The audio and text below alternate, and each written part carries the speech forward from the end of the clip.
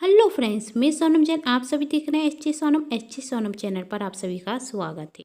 दोस्तों, आज की कहानी है ननंद और भाभी आखिर चोर कौन, भाग 2। यदि आप सभी को ये कहानी पसंद आए तो चैनल को सब्सक्राइब जरूर कीजिएगा, क्योंकि इस चैनल पर मिलती रहती है नई नई कहानियाँ देखने के लिए। वीडियो को लाइक कर दीजिएगा, क्योंकि इससे मुझे मिलती है नई नई कहानियाँ देखने के लिए प्रेरणा। और हाँ, वीडियो को शेयर करना बिल्कुल नहीं भूलिएगा। तो चलिए कहानी शुरू करते हैं। पल्लवी कुसुम जी के कमरे में आती और कुछ ढूंढने रखती। तभी कुसुम जी कहती, क्या हुआ, क्या देख रही है? निशा कहती, माँ, मेरी लाल कुर्ती नहीं मिल रही है। देख रही थी कहीं आपके कपड़ों में तो नहीं आ गई, लेकिन यहाँ भी नहीं है और मुझे आज शादी में वही कुर्ती पहननी है। कुसुम जी ने कहा, तू अपने ही कमरे में देख, कहीं रखती होगी तूने। पल्लवी कहती, नहीं माँ, मैंने अच्छे से देख लिया, अब बस भाभी का कमरा ही रह गया है देखने के लिए। तभी निशा कहती, दीदी आप कह क्या रही हैं? मेरे कमरे में आपकी कुर्ती कैसे आएगी? तभी पल्लवी कहती, तो एक बार देख लेती हूँ ना, यदि होगी तो मिल जाएगी, नहीं होगी तो नहीं मिलेगी। और पल्लवी निशा के कमरे में जाकर कुर्ती देखने लगती है, जिस पर निशा को बहुत गुस्सा आ रहा था। लेकिन पल्लवी फिर भी निशा के कमरे में कुर्ती देख रही थी और वही लाल कुर्ती पल्लवी को निशा के कमरे में मिल जाती है। तभी पल्लवी निशा से कहती है, यदि भाभी आपको कुर्ती चाहिए थी तो मुझसे मांग रही थी, इस तरह लेकर आने की क्या ज़रूरत थी? तभी निशा गुस्से में पल्लवी से कहती, आप कहना क्या चाहती हैं? मैं चोर दिखती हूँ क्या आपको? मुझे तो लगता है आपने ही कुर्ती मेरे कमरे में रखी होगी मुझे बदनाम करने के लिए। पुरानी पिक्चरों में मैंने देखा है बहुओं पर इसी तरह चोरी का इल्जाम लगा देते हैं। पैसे भी आपकी कुर्ती में कोई हीरे मोती नहीं रखे थे कि मैं इसे चुराऊंगी। तभी पल्लवी कहती, मेरा मतलब यही नहीं था, कोई भी आप पर चोरी का इल्जाम नहीं लगा रहा है। और हाँ, पुरानी पिक्चरों में मैंने भी बहुत देखा है, जिस घर में सास और ननंद सींधी मिर्ची है ना, उस घर की बहुएं ऐसे ही काम कर कर सास और ननंद को परेशान करती हैं। तभी कुसुम जी अपनी बेटी पर गुस्सा होते हुए कहती हैं, तू किस तरीके से भाभी से बात कर रही है? वही तुझसे बड़ी हैं, तुझे कुर्ती मिल गई ना, अब जा यहाँ से। और अपनी बहू से कहती, बेटी, पल्लवी कुछ ज़्यादा ही बोलती है, लेकिन वह तुझे चोर नहीं कह रही थी, उसने मेरे कमरे में भी तो देखा था, इसका मतलब यही तो नहीं कि वह मुझ पर भी शक कर रही थी। निशा कहती, वह मेरे मना करने के बाद भी दीदी देख रही थी तो मुझे अच्छा नहीं लगा, लेकिन मैं आगे से ध्यान रखूंगी। कुसुम जी कहती हैं, अच्छा ठीक है, अब तू भी तैयार हो जा, शादी में जाना है ना, मैं अभी तेरे लिए सोने का हार निकाल देती हूँ, तू वही पहन लेना, ठीक है मम्मी जी? कहकर निशा भी तैयार होने लगती है और कुसुम जी अपने कमरे में जाकर सोचने लगती हैं कि मेरी बहू और बेटी को आखिर किसकी नजर लग गई। जब निशा बहू शादी कर कर आई थी तो ननद और भाभी कैसे मिलजुल कर रहती थी, जैसे सगी बहनें हों, और आजकल तो दोनों ऐसे रहती हैं जैसे जन्मों जन्मों की दुश्मन हो। शादी के 2 महीने तक तो सब कुछ ठीक रहा, फिर अचानक से दोनों के मन में इतनी नफरत आ कैसे गई? भगवान करे यह दोनों पहले की तरह प्यार से रहने रखें। सोचते हुए वह अपनी तिजोरी का दरवाज़ा खोलती तो देखती वहाँ पर सोने का हार नहीं है। यह देखकर वह बहुत घबरा जाती और अपनी बहू और बेटी को आवाज़ लगाती। आवाज़ सुनकर उनकी बहू और बेटी दौड़ी दौड़ी कुसुम जी के कमरे में आती तो वह भी देखकर हैरान रह जाती कि तिजोरी में सोने का हार नहीं है। कुसुम जी तो सिर पकड़कर रोने लगती। तभी निशा कहती, मम्मी जी, तिजोरी की चाबी तो हमेशा आपके पास ही रहती है, फिर चोरी कैसे हो गई? कहीं आपने किसी को चाबी तो नहीं दी थी? तभी पल्लवी ने कहा, क्या कहना चाहती हैं आप? मम्मी, क्या किसी भी पराये व्यक्ति को तिजोरी की चाबी देती फिर रहेंगी? कुछ भी मत बोलिए, निशा कहती। अरे दीदी, आप गलत समझ रही हैं, मेरा मतलब था कहीं माँ जी ने तिजोरी की चाबी घर के किसी सदस्य को तो नहीं दी थी और उसने ही हार कहीं रख दिया हो। आखिर घर में से हार जाएगा कहाँ, और कोई भी सामान फैला हुआ नहीं है, तो इसे देखकर तो यही रखता है कि कोई भी बाहर का व्यक्ति तो घर में आया नहीं। तभी पल्लवी कहती, आप कहना क्या चाहती हैं? किसी घर के व्यक्ति ने चोरी की है? आखिर कोई भी घर का व्यक्ति अपने ही घर में चोरी क्यों करेगा? और हाँ, माँ ने मुझे तिजोरी की चाबी दी थी, तो कहीं आप मुझ पर तो शक नहीं कर रही हैं? निशा कहती, मैंने अपने मुंह से तो कुछ नहीं कहा, लेकिन आपने ही अपना गुनाह कबूल कर लिया, तो मैं क्या करूं?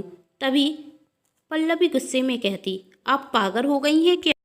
क्या मैं अपने ही घर में चोरी करूंगी? और मुझे चोरी कर कर करना भी क्या है? हो सकता है चोरी आपने ही की हो, क्योंकि पुरानी पिक्चरें तो आपने ज़्यादा देखी हैं ना। खुद चोरी करो और दूसरों पर इल्जाम डालो। तभी निशा गुस्से में अपनी ननद से कहती, आप मुंह संभाल कर बात कीजिए, मैं और चोरी क्यों करूंगी? यह घर मेरा भी है, और वैसे भी मम्मी जी तो मुझे बिना मांगे हार दे देती हैं, तो मुझे चोरी करने की कोई ज़रूरत नहीं है। हाँ, बुरा तो आपको लगता है, जब भी मम्मी जी मुझे हार देती हैं, तो शायद आपने इसलिए चोरी कर ली हो।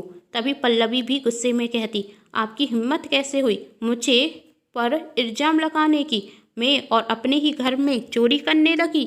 मुझे आखिर किस चीज़ की कमी है कि मैं चोरी करूंगी? हाँ, आप जरूर कर सकती हैं। तभी निशा गुस्से में अपनी ननद से कहती, नहीं, चोरी तो आपने ही की है, अब तो मुझे पूरा यकीन है। पल्लवी कुछ कहती उसके पहले ही कुसुम जी चिल्लाकर कहती, बस करो तुम दोनों, घर में चोरी हो गई और तुम दोनों एक दूसरे पर शक कर रही हो। शर्म आनी चाहिए। जब कोई परेशानी आती है तो एकता से काम लेना चाहिए, लेकिन तुम दोनों तो एक दूसरे पर इल्जाम लगा रही हो। जाओ तुम दोनों यहाँ से, अपने अपने कमरे में। निशा और पल्लवी एक दूसरे को मुंह चिढ़ाकर वहाँ से चली जाती, और कुसुम जी सोचती, आखिर निशा बहू कह तो सही रही है, घर की तिजोरी की चाबी हर किसी के पास तो होती नहीं है, और घर का सामान भी बिखरा हुआ नहीं है, तो चोरी तो किसी जान पहचान वाले ने ही की है। लेकिन कौन हो सकता है? मेरी बेटी और बहू तो ऐसा कर ही नहीं सकती। यह दोनों तो पागल हो गई हैं, जो एक दूसरे पर आरोप लगा रही हैं। पर क्यों लगा रही हैं? लड़ाई झगड़ा एक तरफ, लेकिन किसी पर चोरी का आरोप लगाना कोई छोटी बात नहीं होती। पहले तो मुझे यह पता लगाना होगा कि चोरी की किसने। इन दोनों का झगड़ा तो बाद में सुलझा लूंगी। चोरी कौन कर सकता है? सभी तो अपने हैं। उस दिन कहीं पेपर वाले ने मुझे पैसे निकालते हुए तो नहीं देख लिया था, या दूध वाला, वह भी तो बहुत गौर से देख रहा था। फिर मन में कहती, नहीं नहीं, इन दोनों से तो मैं कब से दूध और पेपर ले रही हूँ, यह तो ऐसा कर ही नहीं सकते। पर किसी पर विश्वास भी तो नहीं कर सकते। आजकल तो अपने ही धोखा देते हैं। कुसुम जी को कुछ भी समझ में नहीं आ रहा था, इसलिए वह हर एक व्यक्ति पर अपनी नज़र रखे हुई थी। अब घर में कोई भी पड़ोसी या कोई भी आता तो कुसुम जी उस पर अपनी पैनी नज़र रखाई हुई थी। चाहती तो नहीं थी, लेकिन फिर भी सबको शक की नज़रों से देख रही थी कि किसी के हाव भाव से कुछ पता चल जाए। और घर की नौकरानी भी अपना काम कर रही थी। ननद और भाभी को एक दूसरे के खिलाफ भड़का रही थी। नौकरानी निशा से कहती, भाभी जी मुझे तो लगता है चोरी ना आपकी ननद ने ही की होगी, क्योंकि उन्हें बिल्कुल भी पसंद नहीं कि माँ जी आपको वह सोने का हार पहनने के लिए दे, तो उन्होंने चुरा लिया होगा। तभी निशा कहती, पर कोई इतनी सी बात पर चोरी थोड़ी ना करेगा, हो सकता है चोरी किसी बाहर वाले ने की हो। नौकरानी कहती, नहीं नहीं भाभी जी, चोरी ना आपकी ननद ने ही की होगी, इसलिए तो बार बार आप पर आरोप लगा रही हैं कि आपने चोरी की है। फिर कहती, कहीं सच में भाभी जी आपने तो चोरी नहीं की? निशा चिल्ला कर कहती, पागल हो गई हो क्या? मैं क्यों चोरी करने रखी? वही भाभी जी आप ही तो कह रही थी ना कि पल्लवी दीदी को मचा सिखाएंगी, तो मैंने सोचा उन पर आरोप लगाकर आपने ही चोरी कर ली हो। निशा कहती, ऐसा कुछ नहीं है। फिर नौकरानी कहती, फिर तो आपकी ननंद ने ही चोरी की है। निशा कहती है, तू सच कह रही है, चोरी तो मेरी ननंद ने ही की है। फिर पल्लवी के कमरे में जाकर नौकरानी कहती, दीदी सुना है कि चोरी हो गई? हाँ, पल्लवी ने दुखी होकर कहा। माँ तो बहुत दुखी हैं, और दुखी तो होंगी ही। हमसे तो सही से खाना भी खाते नहीं बन रहा है। नौकरानी कहती है, जिस वक्त मुझे पता चला उस वक्त से तो मैं भी बहुत दुखी हूँ, लेकिन चोरी की किसने होगी? पल्लवी कहती, क्या पता किसने की है, बस जिसने भी की है बहुत जल्द पकड़ा जाए। अब तो भगवान से यही प्रार्थना है। वह हार ना मेरी माँ को पापा ने दिया था, कोई मामूली हार नहीं था भाई। नौकरानी, दीदी आपको क्या लगता है चोरी किसने की होगी? कहीं आपकी भाभी ने तो नहीं की? पल्लवी कहती, नहीं नहीं भाभी क्यों करेंगी? यदि उन्हें चोरी करनी होती तो वही हार माँ को वापस क्यों करती? माँ ने तो खुद हार भाभी को दिया था। मुझे नहीं लगता कि भाभी ऐसा कर सकती हैं। तभी नौकरानी कहती, कहीं दीदी चोरी आपने तो नहीं की? अपनी भाभी को सबक सिखाने के लिए आपने ही तो कहा था कि भाभी जी को माँ जी की नज़रों में गिरा देंगी, इसलिए आपने चोरी की होगी अपनी भाभी पर आरोप लगाने के लिए, जिससे आपकी भाभी आपकी माँ जी की नज़रों में गिर जाएं।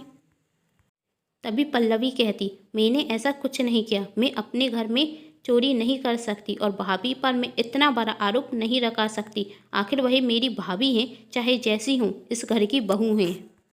यही सब सुनकर नौकरानी सोचती, सच कहा, चोरी ना आपने की है और ना ही आपकी भाभी ने, क्योंकि चोरी तो मैंने की है। लेकिन फिर भी मुझे आपको आपकी भाभी के खिलाफ भड़काना ही होगा, जैसे अभी मैं आपकी भाभी को आपके खिलाफ भड़का कर आ रही हूँ, उन्हें विश्वास दिलाकर आ रही हूँ। चोरी आपने ही की होगी।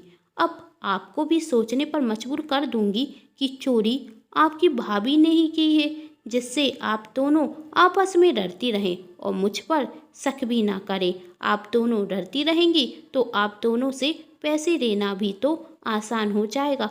आखिर मेरा ही फायदा है सब में। तभी पल्लवी कहती है, तू क्या सोच रही है? आखिर इतनी गहरी सोच में क्यों डूबी है? नौकरानी कहती, सोच रही हूँ दीदी आप तो बहुत अच्छी हैं, लेकिन आपकी भाभी मुझसे कह रही थी कि चोरी तो मेरी ननंद ने ही की होगी। कहीं ऐसा तो नहीं चोरी उन्होंने की हो और फंसा आपको रही हो? पल्लवी कहती, क्या भाभी ऐसा कह रही थी?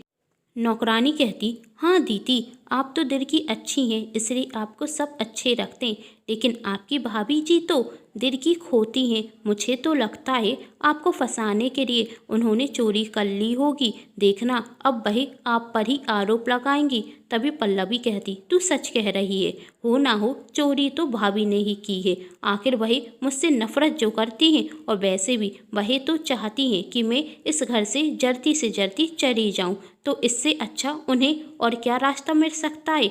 मैंने कभी सोचा भी नहीं था कि मेरी भाभी इतना गिर सकती हैं। और वहाँ निशा सोच रही थी, मेरी और मेरी ननंद की लड़ाई होती है, लेकिन आज तक मैंने कभी भी उनकी बुराई किसी से नहीं की और वह मुझ पर चोरी का इल्जाम लगा रही हैं, मुझे फंसाना चाहती हैं। ननंद जी, यह आपने अच्छा नहीं किया, आपने अपने ही घर में चोरी कर दी। मुझे आपसे ऐसी उम्मीद कभी नहीं थी। दोनों को एक दूसरे के खिलाफ भड़काकर नौकरानी चली जाती। निशा और पल्लवी एक दूसरे से बहुत नफरत करने लगती। उन्हें विश्वास नहीं होता कि मेरी भाभी मुझ पर चोरी का आरोप लगाएंगी और मेरी ननंद मुझ पर चोरी का आरोप लगाएंगी। अब नफरत इतनी थी कि मन के अंदर रखना मुश्किल हो गया। तभी निशा अपनी भाभी से कहती, भाभी मैं अच्छे से जानती हूँ कि आप मुझे पसंद नहीं करती, लेकिन मैंने कभी नहीं सोचा था कि आप घर में चोरी करेंगी और मुझ पर इल्जाम लगाएंगी। मैं जानती हूँ कि आप मुझे इस घर से भगाना चाहती हैं। निशा पल्लवी से कुछ कहती उसके पहले ही कुसुम जी अपनी बेटी से कहती, क्या फालतू की बातें कर रही है तू?